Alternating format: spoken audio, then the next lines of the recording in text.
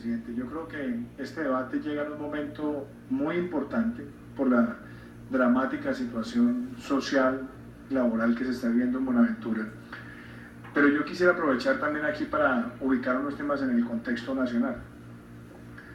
Claramente, la situación laboral en los puertos del mundo está cambiando a unas velocidades muy grandes.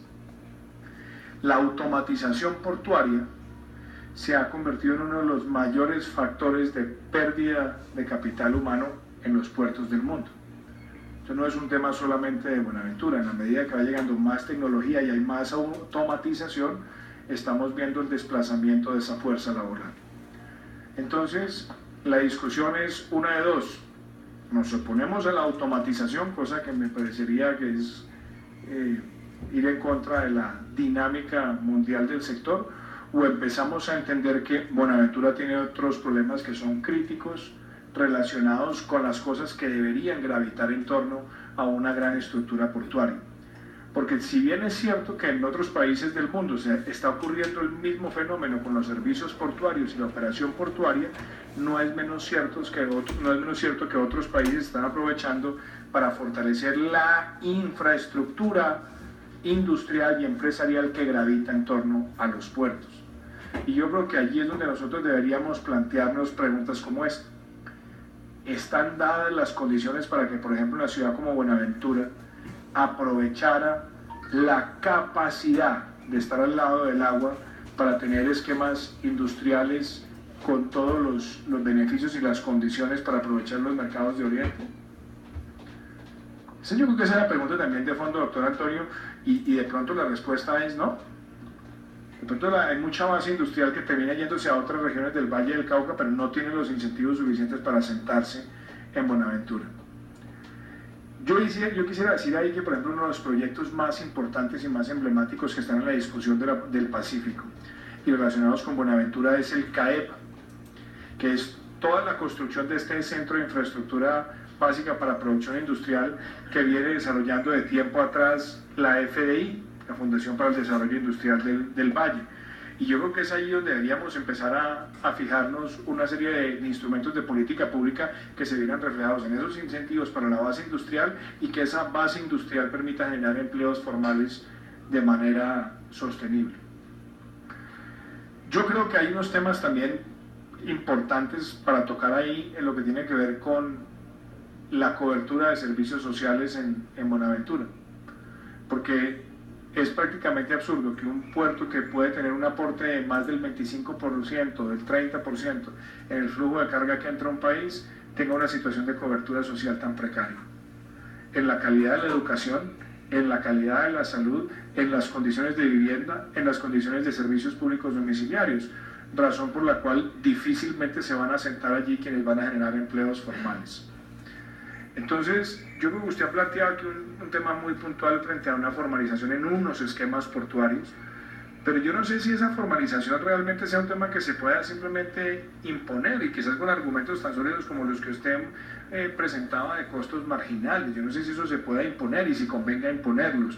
Yo creo que la discusión es si realmente los incentivos para la formalización están dados. Porque usted puede formalizar los 935, perfecto. ¿Y qué va a pasar con el más del 50% de desempleo que puede estar viviendo la sociedad de Buenaventura, la población de Buenaventura?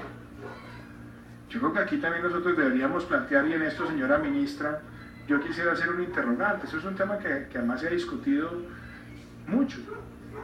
Si bien es cierto que nosotros tenemos que entender la situación laboral del Pacífico, que está por debajo del promedio nacional en casi todos los indicadores, también sería interesante preguntarse si este país está generando también los incentivos para que la población afrodescendiente no se quede concentrada solamente en una zona geográfica para buscar oportunidades laborales.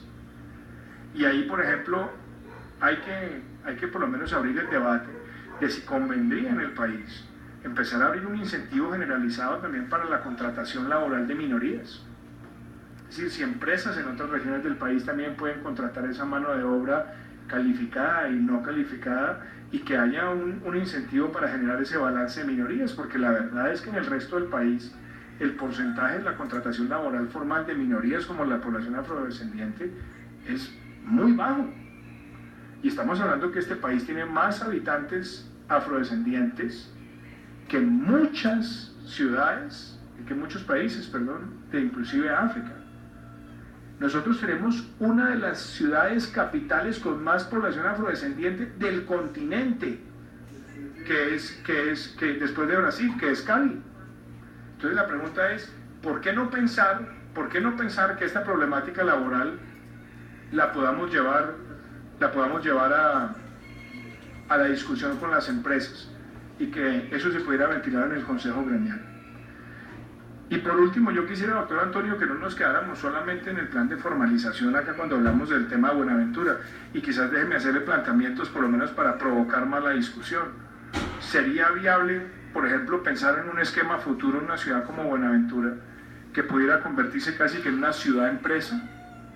Es decir, una ciudad pensada para los servicios, para el desarrollo comercial, para la inversión con miras hacia el Pacífico, y hacerla, por lo menos, como una especie de gerente de la ciudad, con un periodo mucho más estable en la ejecución de ciertas inversiones en la ciudad, para fortalecer inclusive la relación aún mucho más con quienes van a hacer esa inversión empresarial e industrial, como han sido las zonas económicas especiales en países como China. Yo creo que esas discusiones son las que debemos dar acá, porque yo me temo que cada vez que hay una crisis en Buenaventura, la reacción siempre es con paños de agua tibia, pero no resolvemos los temas estructurales.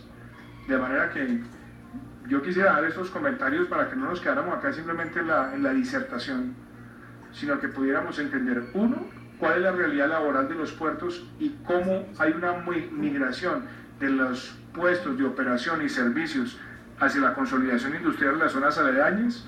Dos, cómo podemos generar más incentivos a la contratación de mano de obra de la población afrodescendiente. Y tres, pensar en una situación de fondo, por lo menos para la cabecera municipal con influencia portuaria, de convertir o llevar a Buenaventura a que fuera una ciudad empresa con un plan a por lo menos 20 años que permita de manera sostenida mejorar las condiciones sociales y las condiciones de bienes públicos. Gracias, presidente.